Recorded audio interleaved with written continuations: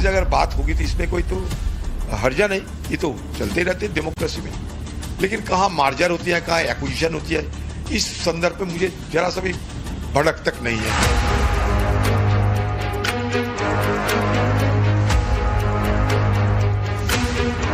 चौसठ एमएलए तो कांग्रेस के साथ नहीं जा रहे हैं, तो एमपी नहीं जा रहे हैं, एमएलए नहीं जा रहे हैं, जहां तक मुझे मालूम है म्यूनिसिपैलिटी भी नहीं जाएगा। एक बहुत बड़ी हार और उसके बाद मचा हाहाकार। बीते 48 घंटों से ममता दीदी भतीजे अभिषेक के साथ दिल्ली में दौड़ रही हैं, तो दूसरी तरफ बागी नेता भी बंगाल से दिल्ली तक अपना खेमा मजबूत करने में जुटे। ऐसे में लाख टके का सवाल ये है कि अब टीएमसी का भविष्य क्या होगा? क्या टीएमसी का कांग्रेस में विलय होगा? और सबसे बड़ी बात कि अगले लोकसभा चुनाव यानी 2029 से पहले क्या देश में मल्टी पार्टी सिस्टम की रीढ़ टूट जाएगी? ये सवाल यूं ही नहीं उठाए जा रहे, क्योंकि वो टीएमसी जिसे पश्चिम बंगाल की सबसे बड़ी काडर बेस्ड पार्टी कहा जाता था, विधानसभा चुनाव में मिली करारी शिकस्त के बाद ताश के पत्तों की तरह ऐसे बिखर गई कि पार्टी के अस्तित्व पर ही संकट मंडराने लगा। बंगाल में टीएमसी के बागी ऋतव्रत बनर्जी का ताजा दावा है कि अभी तक 64 विधायक ममता का साथ छोड़ चुके हैं, जबकि टीएमसी के 20 सांसद भी बागी हो चुके हैं। फिलहाल 64 है, 64 एंड रनिंग, 64 एंड काउंटिंग। तो कल देखा जाएगा, अभी तक फिलहाल 64 है। ये संख्या और भी क्या बढ़ सकती है? हाँ, बढ़ेगा तो जरूर, मैंने कम होने का कोई बात नहीं है, आगे जाएगा। ममता के मौजूदा हालात बता रहे हैं कि टीएमसी का काडर बेस्ड पार्टी का बुलबुला फूट गया है, क्योंकि ममता के भतीजे अभिषेक बनर्जी तो कभी टीएमसी के विधायक मदन मित्रा का उनके ही विधानसभा क्षेत्र में अंडे फेंक कर इस्तकबाल किया जा रहा है, और हमला करने वाले वो तमाम लोग हैं जो टीएमसी के भय और भ्रष्टाचार के शासन से त्रस्त थे।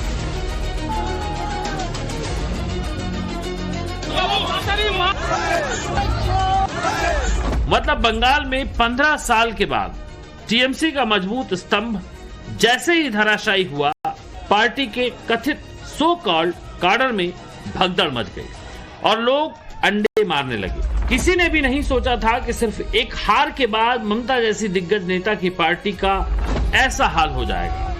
सवाल तो बनता है, क्या मजबूत काडर वाली पार्टी के साथ ऐसा भी होता है? फिलहाल ममता अपना बचा खुचा किला बचाने में जुटी है। कई दिग्गज नेता दीदी का साथ छोड़ रहे हैं। खबरों के मुताबिक उनमें वो नाम भी शामिल हैं जो वाकई हैरान करते हैं। मुर्शिदार शाखा तार किशोर भावना अमर हृदय माझे काबा नयने मदीना अमर हृदय माझे काबा नयने मदीना। खबर है कि टीएमसी के 20 बागी लोकसभा सांसदों की लिस्ट में साइन करने वालों में सयानी घोष भी शामिल है। सयानी घोष टीएमसी की फायरब्रांड नेता रही है। वो जादवपुर लोकसभा सीट से सांसद, तेज तर्रार इतनी कि ममता बनर्जी से उनकी तुलना की जाती है। विधानसभा चुनाव में टीएमसी की सबसे बड़ी स्टार प्रचारक के तौर पर उभरी थी। माझी हला करिस ना छेड़ दे नौकाया में जावा मदीना। सूत्रों का कहना है कि सयानी घोष की नाराजगी की सबसे बड़ी वजह उन्हें पार्टी नेतृत्व से समर्थन न मिलना है। असल में सयानी चुनाव प्रचार के समय विपक्ष के निशाने पर आई तो उनके साथ कोई नेता नहीं था। सूत्रों का भी कहना है कि सयानी को लगता है कि अब टीएमसी का कोई भविष्य नहीं है। अभिषेक बनर्जी ने इसी साल सयानी घोष को पार्टी की युवा इकाई टीएमसी यूथ कांग्रेस का राष्ट्रीय अध्यक्ष बनाया था, जो टीएमसी में उनके कद को बयां करता है। जाहिर है ये ममता के पैरों तले जमीन खिसकने जैसा है। काकोली आज बैठी भी जिसको दीदी बनाया, वो शर्मिला सरकार जो एक डॉक्टर थी, सरकारी दफ्तर में पहली बार जीत कर आई। तुम्हारे साथ क्या भ्रष्टाचार हुआ? कौन थे तुम्हारे साथ क्या हुआ? पहली बार आए हुए लोग, ये मुंह और मसूर की दाल, तुम्हारे साथ क्या हुआ इतने सालों में? तुमको कहां से उठा के बनाया? और काकोली दासीदार 3 इलेक्शन हार गई थी, 5 इलेक्शन हारी थी, उसके बाद भी दीदी उसको देकर एमपी बनाया। तुमको सिर्फ एक चीफ व्हिप से हटा दिया क्योंकि तुम पार्लियामेंट में नहीं आती थी। मैं वहां पर रहता था, कल्याण दा था, तो कम से कम व्हिप के माध्यम से मालूम होता था कहां क्या कार्यक्रम होगा। तुम व्हिप बना तो तुम आता ही नहीं था, फोन पर इंस्ट्रक्शन देता था। अरे कुछ तो गैरत रखो, वो चिट्ठी तो सामने लाओ जो स्पीकर को तुमने दिया है। और भूपेंद्र यादव के यहां तुम जाके चाय पी रहे हो और समोसा खा रहे हो, तो यह तो स्पष्ट है कि तुमको बीजेपी में जाना होगा। तुम अलग गुट में खड़ा नहीं हो सकता क्योंकि यह कानून में, संविधान में लिखा हुआ है।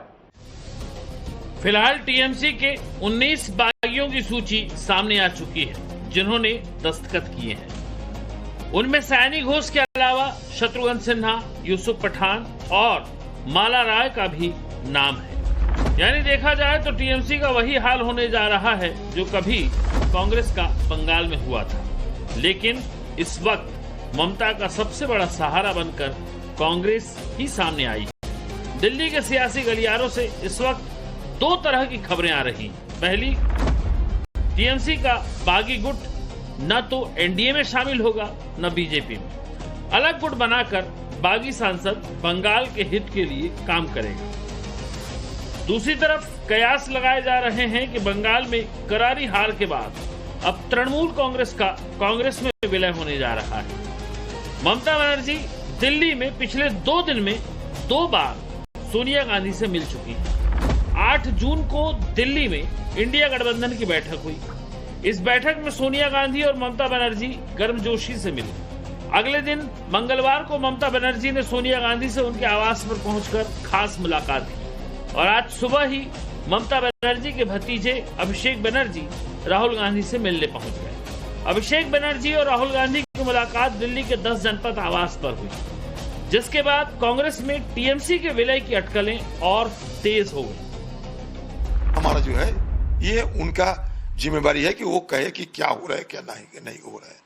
हमारे पास कोई सूचना नहीं है कि कहाँ कोई विलय होते या नहीं होते हैं। ऊपर हमारा कोई कमेंट नहीं है। दिल्ली में क्या मीटिंग चल रहा है उसके ऊपर एक भी शब्द नहीं बोलूंगा।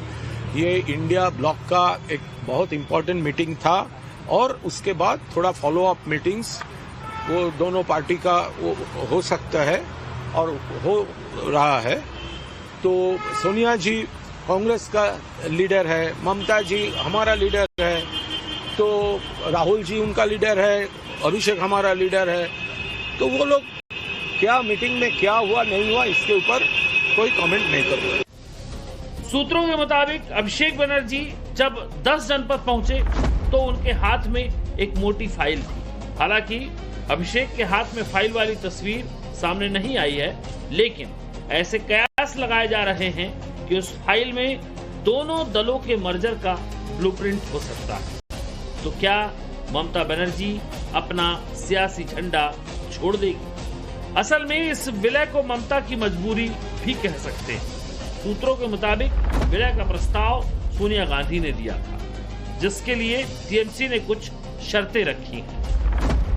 पहली, ममता बनर्जी के लिए राज्यसभा में नेता विपक्ष का पद, यानी वही पद जिस पर अभी कांग्रेस अध्यक्ष मल्लिकार्जुन खड़गे हैं। हालांकि इसकी पुष्टि अभी तक नहीं हो पाई है।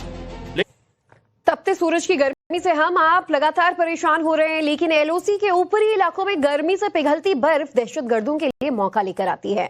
मुनीर के कसाईयों के लिए मुंह मांगी मुराद पूरी हो जाती है। पहाड़ों की पिघलती बर्फ घुसपैठ के लिए वो इसी वक्त का इंतजार करते हैं, लेकिन मुनीर के कसाईयों के इंतजार में हिंदुस्तान की काली ब्रिगेड हथियारों से लैस होकर बैठी हुई है। एलओसी की जांबाज महिला कमांडोज की ग्राउंड जीरो पर कैसी है तैयारी, देखिए हमारी स्पेशल रिपोर्ट में।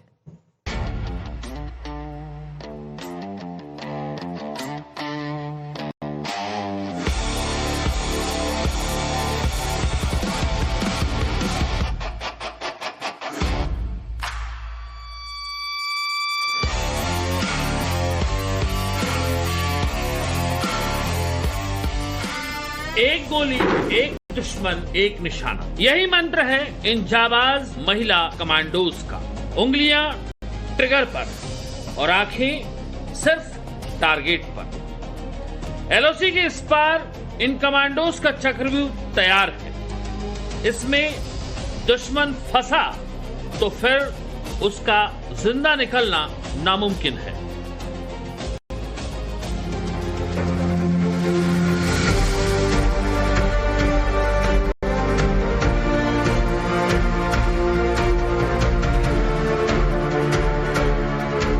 लेकिन मुनीर के कसाई जब इन कमांडोज के आगे आएंगे तो कांपने का भी वक्त नहीं जुटा पाएंगे और जान से चले जाएंगे।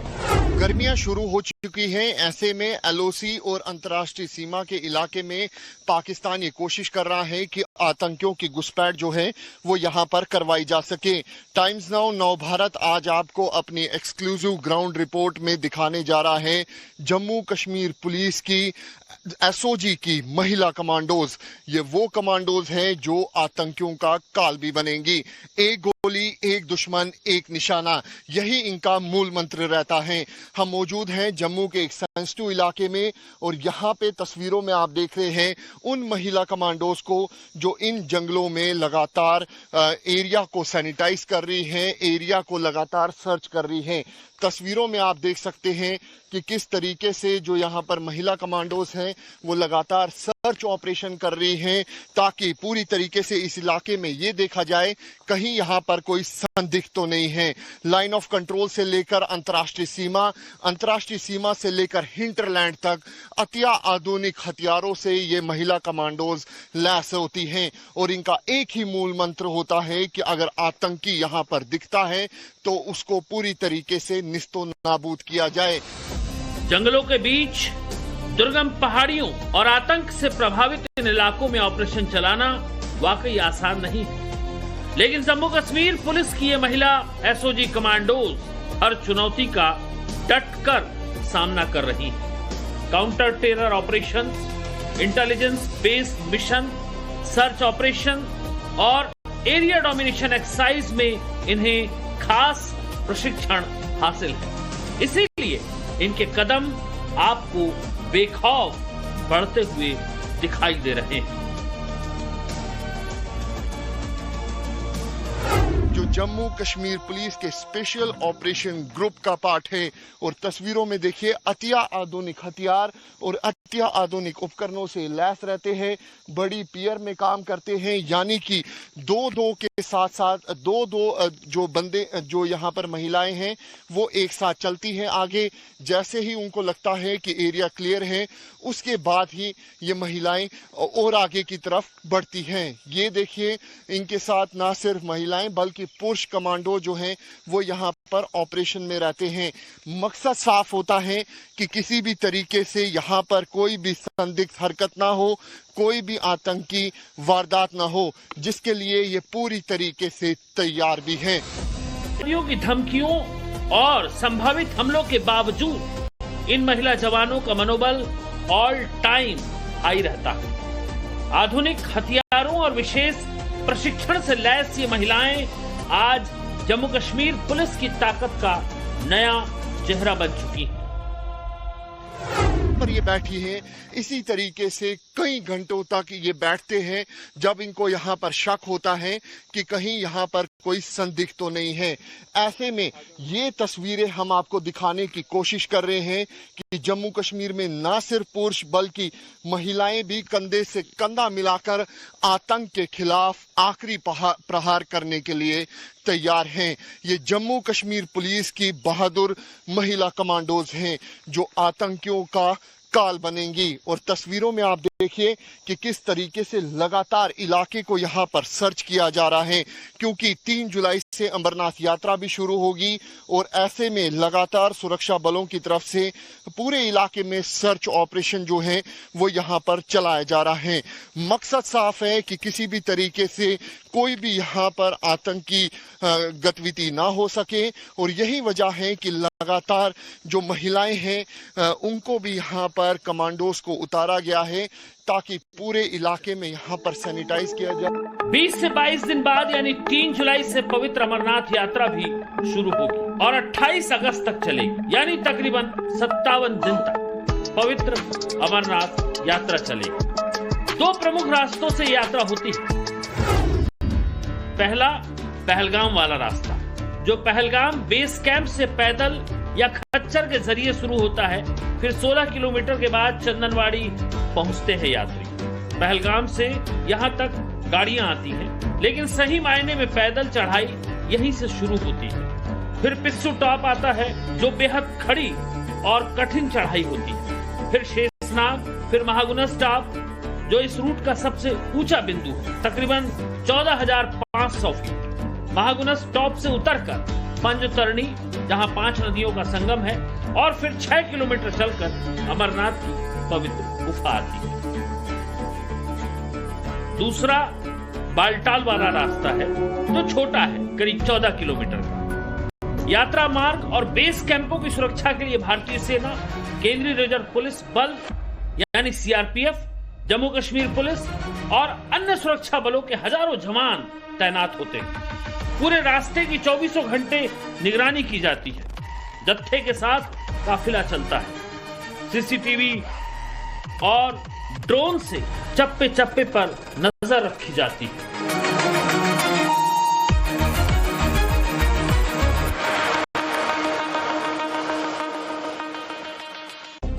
लेकिन सेना का सैनिटाइजेशन शुरू हो चुका है। जंगल में ऑपरेशन करना आसान नहीं होता।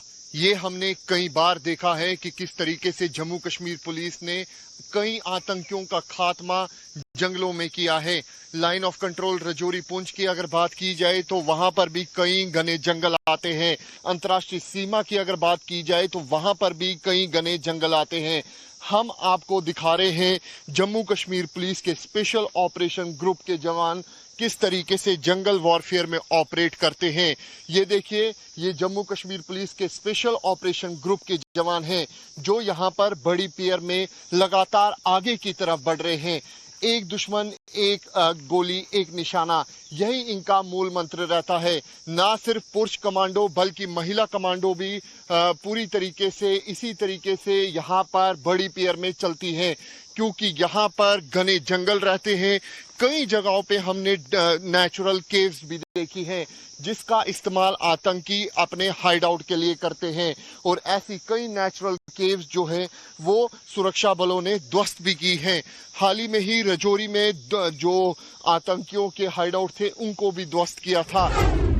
राजौरी जिले के मंजाकोट सेक्टर के डोरीमल गंभीर मुगला में आतंकियों की तलाश के लिए सुरक्षा बलों का तलाशी अभियान बीते 20 दिन से चल रहा है। सेना, जम्मू कश्मीर पुलिस और सीआरपीएफ की टीमें लगातार ऑपरेशन कर रही हैं। यह ऑपरेशन 23 मई को शुरू किया गया था। ऑपरेशन शेरूवाली में पूरे इलाके में घेराबंदी कर जंगलों, पहाड़ी दर्रों और संभावित ठिकानों की तलाशी दी जा रही है। नेताओं को एड्रेस करते हुए पीएम मोदी ने कहा कि देश ने जो भरोसा जताया है, हमें उस पर काम करना है। इसके साथ ही पीएम ने कांग्रेस पर बड़ा हमला बोला। पीएम मोदी ने कहा कि जिस धीमी विकास दर को दशकों तक हिंदू ग्रोथ रेट कहा गया, उसे वास्तव में कांग्रेस ग्रोथ रेट कहा जाना चाहिए था, क्योंकि उस दौर की नीतियों, शासन शैली और आर्थिक फैसलों के लिए कांग्रेस जिम्मेदार थी, न कि देश की संस्कृति या बहुसंख्यक समाज। इस धीमी विकास को एक नाम दिया था हिंदू ग्रोथ रेट, यानी कार्यशैली कांग्रेस की, दायित्व कांग्रेस का, विफलता कांग्रेस की, लेकिन कलंक देश की बड़ी हिंदू आबादी के नाम लगाया गया, जबकि असल में इस कुसंस्कृति का नाम होना चाहिए था कांग्रेस ग्रोथ रेट। इस कांग्रेस ग्रोथ रेट में ना गवर्नेंस थी, ना नीति, ना नियत और ना ही निर्णय। साथियों, पहली बार अटल जी के नेतृत्व में एनडीए सरकार आई, तब जाकर हमें एक झलक दिखी कि विकास में गति कैसे आती है। पीएम मोदी ने कहा, दुर्भाग्य से 2004 में देश फिर से अस्थिरता के बवंडर में और कांग्रेस के शिकंजे में फंस गया। विकास तो दूर की बात है, देश को कांग्रेस ने एक के बाद एक हजारों करोड़ रुपए के घोटालों में घसीट दिया। इस बैठक में शामिल होने आए एनडीए नेताओं को पीएम ने क्या टास्क दिया, जरा उसे भी जानिए। भारत के संवैधानिक इतिहास में लगातार कोई भी प्रधानमंत्री इतना दिनों तक नहीं काम किए जितना दिन तक नरेंद्र मोदी जी को सेवा करने का मौका मिला। आज भी मोदी जी उतने ही पॉपुलर है, शायद ज्यादा पॉपुलर है जितना 2014 में थे। तो जरूर काम किए होंगे तभी तक एक्सेप्टेबिलिटी इतनी बड़ी है। अलायंस को इसके विपरीत देखिए, ये एक प्री पोल अलायंस का शानदार उदाहरण है भारतीय लोकतंत्र के इतिहास में। और ये प्री पोल अलायंस होने के कारण हमने देश हित में एक से एक बड़े और कड़े फैसले किए हैं, चाहे देश में। और चलिए मध्य प्रदेश से आ रही खबर का रुख कर लेते हैं, जहां पर मीनाक्षी नटराजन के राज्यसभा के नामांकन को रद्द करने का पूरा मामला अब सुप्रीम कोर्ट तक पहुंच गया है। तो अब ये पूरा फैसला सुप्रीम कोर्ट में होगा। आपको बता दें कि कांग्रेस पार्टी के वकील मेंशनिंग करने वाले हैं सुप्रीम कोर्ट में इस पूरे मामले की। आरोप ये लगे थे कि मीनाक्षी नटराजन की तरफ से नामांकन के दौरान में सही जानकारी साझा नहीं की गई और इसीलिए नामांकन रद्द किया गया। भोपाल में रिटर्निंग ऑफिसर यानी आरओ ने मीनाक्षी नटराजन का नामांकन रद्द किया था। आपको ज्यादा जानकारी रिपोर्ट में देते हैं।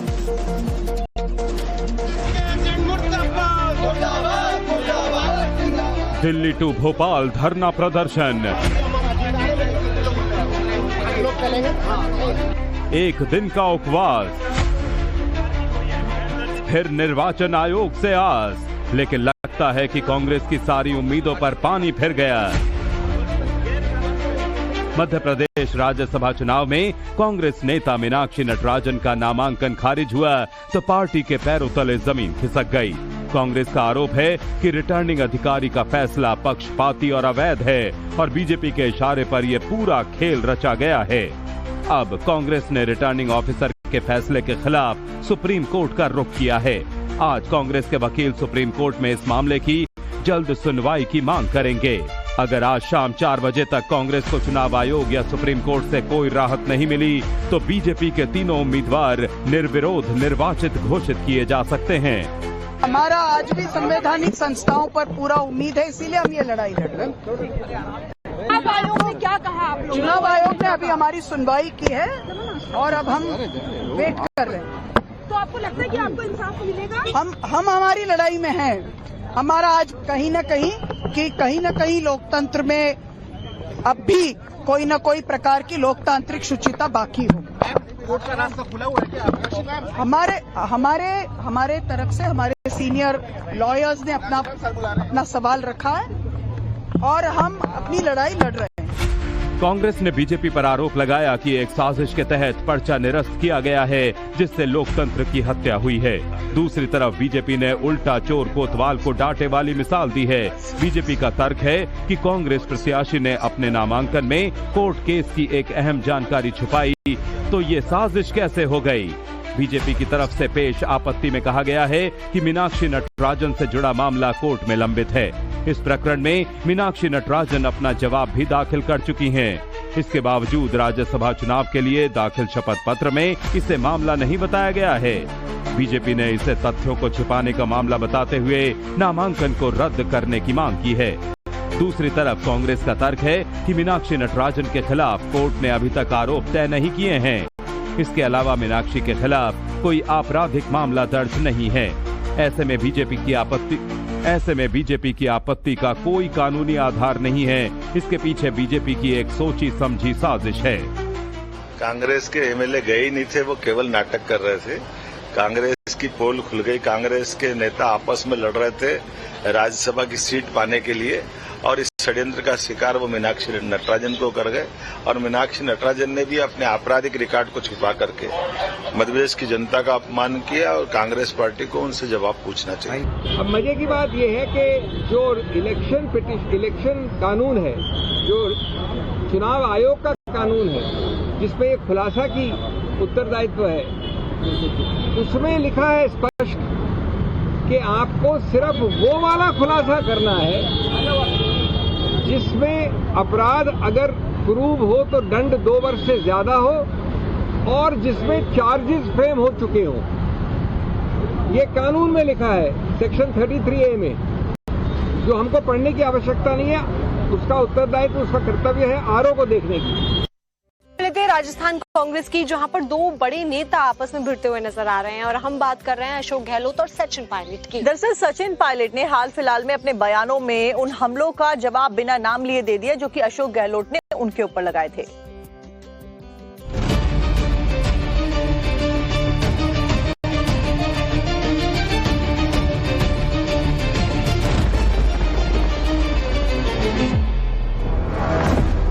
गहलोत पायलट की अदावत का नया चैप्टर।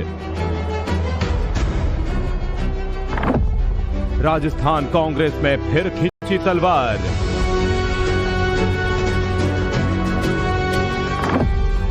अशोक गहलोत सचिन पायलट में आर पार।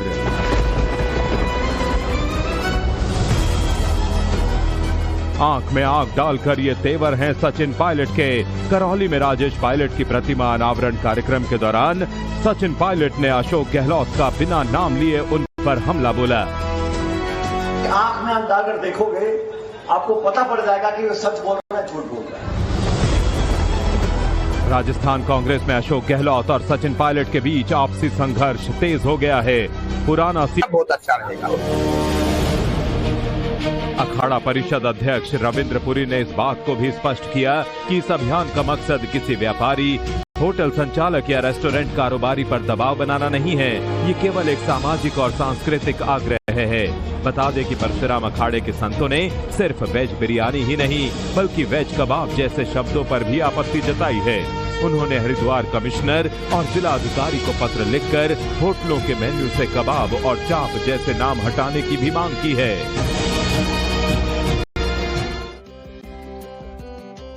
खबरों में अब बात करेंगे हिमाचल प्रदेश की राजधानी शिमला की, जहां पर एक घर में अचानक से आग लग गई जिसकी वजह से हड़कंप मच गया। और आग इतनी ज्यादा भयावह थी कि वो 3 मकानों को अपनी जद में लेती है और तीनों मकान स्वाहा हो जाते हैं।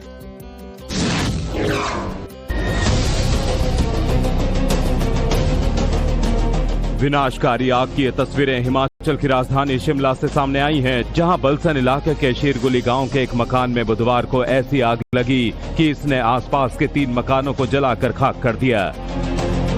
जानकारी के मुताबिक दोपहर करीब 2:30 बजे भड़की ये आग कुछ ही मिनटों में इसलिए इतनी ज्यादा भीषण हो गई क्योंकि सभी मकान लकड़ी के बने थे और कुछ ही देर में तेजी से फैलती इस आग ने पड़ोस के 30 कमरे वाले घर को भी अपनी जद में ले लिया। आनन फानन में दमकल विभाग को आग लगने की खबर दी गई, लेकिन जब तक फायर ब्रिगेड मौके पर पहुंची तब तक तीसरा मकान भी आग की चपेट में आ गया।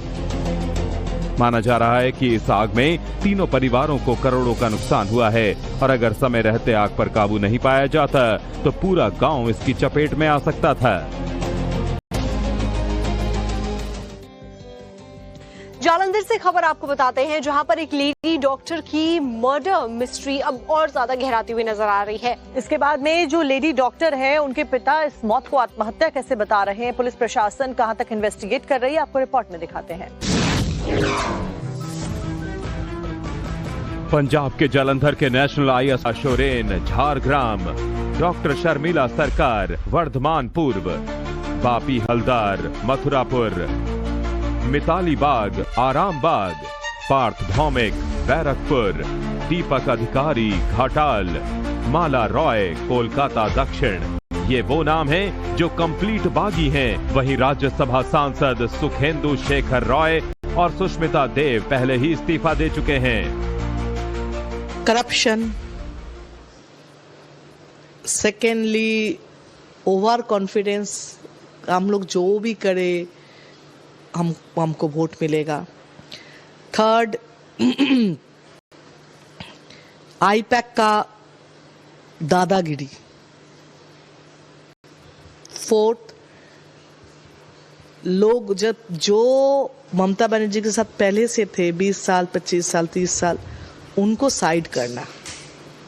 किसी पॉलिटिकल लीडर जो कभी कोई पोस्ट में भी नहीं रहा लेकिन पार्टी करते ममता बनर्जी के प्यार से, उसको साइड करना भी एक गलत है। किसी का बात नहीं सुनना भी गलती है। टीएमसी के बागी सांसद प्रतिमा मंडल, माला रॉय, मिताली बाग और सियानी घोष ने केंद्रीय मंत्री भूपेंद्र यादव के साथ बैठक भी की। इस दौरान बंगाल के सीएम शुवेंदु अधिकारी भी मौजूद रहे। वहीं 3 जून को बंगाल के 80 में से 58 विधायक अलग गुट बना चुके हैं। इस गुट ने ऋतव्रत को अपना नेता बनाया है। ऋतव्रत तो दावा कर रहे हैं कि उनके खेमे में 64 विधायक हैं। हम लोग तो नहीं जा रहे, तो कौन जा रहा है? एमपी लोग नहीं जा रहे हैं, 20 एमपी लोकसभा का नहीं जा रहे हैं, राज्यसभा का 2 रिजाइन कर चुके हैं और भी रिजाइन करेंगे जहां तक मैं सुन रहा हूं। यहाँ 64 एमएलए तो कांग्रेस के साथ नहीं जा रहे हैं, तो एमपी नहीं जा रहे हैं, एमएलए नहीं जा रहे हैं, जहां तक मुझे मालूम है म्यूनिसिपैलिटी भी नहीं जाएगा, जिला परिषद भी नहीं जाएगा, तो कौन जाएगा? हम लोग। क्या कांग्रेस में मिलेगी टीएमसी? 28 साल बाद फिर कांग्रेस में मिल जाएगी टीएमसी। ममता बनर्जी और सोनिया गांधी की मीटिंग में क्या हुआ? डील फाइनल हो गई क्या? ममता की अस्तित्व की लड़ाई। टीएमसी में जो हो रहा है, राजनीति के इस खेल में ममता हैरान परेशान हैं। अभी 1 महीना ही हुआ है सत्ता से बेदखल हुए कि 1 महीने में ही ये हालत हो गई कि मां माटी मानुष की बात करने वाली ममता बनर्जी की पार्टी खंड खंड हो रही है। लिहाजा अब अस्तित्व बचाने का संकट है। ऐसे में ममता बनर्जी अभिषेक बनर्जी के साथ सोनिया गांधी और राहुल गांधी के साथ दिल्ली में मीटिंग कर रही हैं। इसके ऊपर हमारा कोई कमेंट नहीं है। दिल्ली में क्या मीटिंग चल रहा है उसके ऊपर एक भी शब्द नहीं बोलूंगा। ये इंडिया ब्लॉक का एक बहुत इंपॉर्टेंट मीटिंग था और उसके बाद थोड़ा फॉलो अप मीटिंग्स वो दोनों पार्टी का वो हो सकता है और हो रहा है। तो सोनिया जी कांग्रेस का लीडर है, ममता जी हमारा लीडर है, तो राहुल जी उनका लीडर है, अभिषेक हमारा लीडर है। तो वो लोग क्या मीटिंग में क्या हुआ नहीं हुआ इसके ऊपर कोई कमेंट नहीं करूंगा। वो एक पार्टी के नेता, ये एक पार्टी के नेता, किसी से अगर बात होगी तो इसमें कोई तो हर्जा नहीं, ये तो चलते ही रहते डेमोक्रेसी में। लेकिन कहाँ मार्जर होती है, कहाँ एक्विजिशन होती है, इस संदर्भ पे मुझे जरा सा भी भड़क तक नहीं है, तो मैं इस मुद्दे पे क्या कह सकते। लेकिन ये भरोसा जरूर है, जो कुछ भी होगा बंगाल के सारे कांग्रेस पार्टी के आम वारकार ये जो भी है सबको संज्ञान में लेते हुए ही करेंगे। ममता बनर्जी को आज उसी कांग्रेस से आस है जिससे अलग होकर उन्होंने टीएमसी की नींव रखी थी। ममता बनर्जी का कांग्रेस से रिश्ता 1970 के दशक से था। उन्होंने 26 साल तक कांग्रेस की सदस्यता निभाई, लोकसभा सांसद बनी और केंद्र में मंत्री भी रहीं। लेकिन 1990 के दशक के अंत में बंगाल कांग्रेस में आंतरिक कलह शुरू हो गई। वामपंथी शासन के खिलाफ ममता बनर्जी के कांग्रेस लीडरशिप से मतभेद उभरे। ममता आरोप लगाती रही कि बंगाल कांग्रेस सीपीएम की गुलाम बन गई है और राज्य में वामपंथियों को चुनौती देने की बजाय समझौता कर रही है। 9 अगस्त 1997 को कोलकाता में कांग्रेस कमेटी का पूर्ण सत्र चल रहा था, जिसमें ममता बनर्जी को निमंत्रण नहीं मिला। उसके बाद ममता ने तृणमूल कांग्रेस के गठन की घोषणा कर दी थी और 1 जनवरी 1998 को चुनाव आयोग ने आधिकारिक राजनीतिक दल के रूप में टीएमसी को मान्यता दे दी। लेकिन देखिए समय का पहिया कैसे फिर से उल्टा घूम रहा है। जब से बंगाल की सत्ता से ममता बनर्जी बाहर हुई हैं, तब से उनके ऊपर मुसीबतों का पहाड़ टूट पड़ा है। अपने बेगाने होते हुए नजर आ रहे हैं, पार्टी टूटती हुई नजर आ रही है। आपको एक रिपोर्ट दिखाते हैं।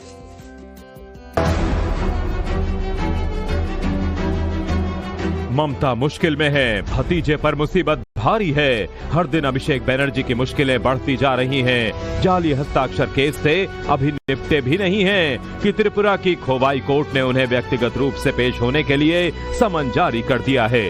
22 जून को उन्हें खोवाई डिस्ट्रिक्ट कोर्ट में हाजिर होना होगा। मामला क्या है, जरा इसे भी समझिए। 2021 के पश्चिम बंगाल विधानसभा चुनाव के बाद का मामला। त्रिपुरा में अशांति फैलाने का आरोप, पुलिस के साथ बदसलूकी का आरोप, खोवाई पुलिस स्टेशन में अभिषेक के खिलाफ शिकायत।